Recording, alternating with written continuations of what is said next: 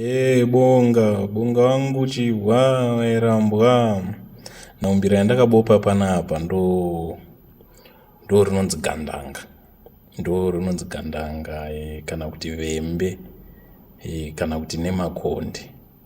Nau mazita ese ane zvaanoreva kumakonde uko kwakunzi kulomagundi. Uko lomagundi zvinoreva nemakonde. Nzvimbo yacho inonzi makonde. Ende Paramount Chief ndiye nemakondeka zvakafanana nana chifu wevambiri anonzi nembiri, chifu wehanda ndo pakabva ana nehanda, ana nechiteve, zvichienda zvakadaro. Saka rinonzi vembe iri. Unoziva music yedu iyi yanga isina pekurekodha nekufa kwevanhu nehondo nechichi, rinonzi ranga radisappear from many other places, rasara ikoko kumakonde. Ndo saka richinzi nemakonde. Mbira yanemakonde, mbira yekumakonde ikokoko. Although some now use nemakonde to mean a low pitched vembe, but no, it's the same. And song yacho inoridzwa ipapapa marenje intonzi nemakonde. Now ndo meaning. But vembe zvinoreva chimumu, munhu anonetseka kutaura, anoburitsa the wrong syllables, ane so much effort in kutaura, ndo zvinoreva vembe. Ende kana pari pambira, what they simply mean is kuti ukaridza nemamusasa, which are the most ancient songs, ukairidza ipapapa haibudi. Indobuda yadiscord because of machunirwo akaita mbirayo. Ukaridza karega mombe straight haibudi, inobuda iri discord. Saka imbira chimumu. And ukakurukura nana chikona mombe vanonyatsonzwisisa nyamaropa vanokudza kuti nyamaropa.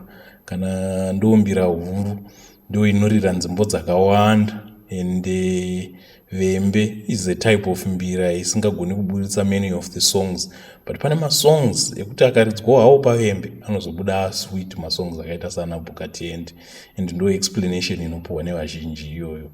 But ukakurukura nevanenge vari stada vanyatsorinzwisisa vembe iri. And ndiwo anachihota vanokudza kuti masaundi ese aunonzwa pambira dzana nemamusasana namaorwedzi unogona ukatsvaga manotsa acho ende uchiaridza uchibva kuleft kunoku uchidzoka mukati unoawana, and you can play them. In other words, sound dzinobuda pambira dzenyu ana nemamusasa unodziridza wodziwana panapapa. But pane mamwe masound aunozoridza pavembe ausingagone kuburitsa pana panyamaropa. And taken that way, vembe ndo rinotone bigger repertoire. Vembe ndo rinotogona kuburitsa masound asingagone kuburitswa nedzimwe mbira. And ndichibvunza zvangu forward kana tirikoti uchimuti mbira 1 kana tikakutorera dzimwe dzese dzaunadzo, mbira 1 yaungade kusara nayo ndeipi? Anokudza kuti ndosara zvangu nevembe rangu iri, hapana chandisingagoni kuita nevembe rangu iri. And of course gandanga just means a rebel. Apa panogona kubuda rebel sound yakashata. Apa panogona kubuda zvisingaitwi zviri different from the normal way of doing things. Anyway, so much for that. Now intoda kutongokuratidzawo zvangu todzungaira, because sound dzawa kutsvaga dzauri kunzwana todzungaira dzepainternet idzo dzana forward dzinoridzwa pambira iyi. And unfortunately I can't play that for you because ndiri kutoatsvagawo manotsi acho, ndiri kutoadzidziswawo and ndiri kutodzidzirawo mbira yacho. But ukaridza todzungaira pavembe unenge uchibva pakipa number 4 panapapa.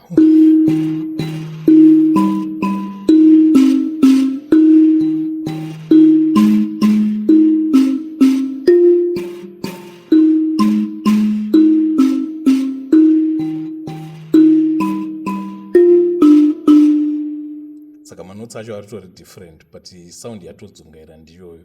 And then ukazoibatanidza manji inobuda, ndo panobuda kuvembeka, inenge slightly different. Saka rikandisa hangu pasi ningoedzawo zvangu zvandokwanisawo, but ndiri kutoridzidzirawo pandichariikwanisa iri ndo rinoburitsa mamwe masounds aunenge wakutanga kunzwa mbichana. Okay.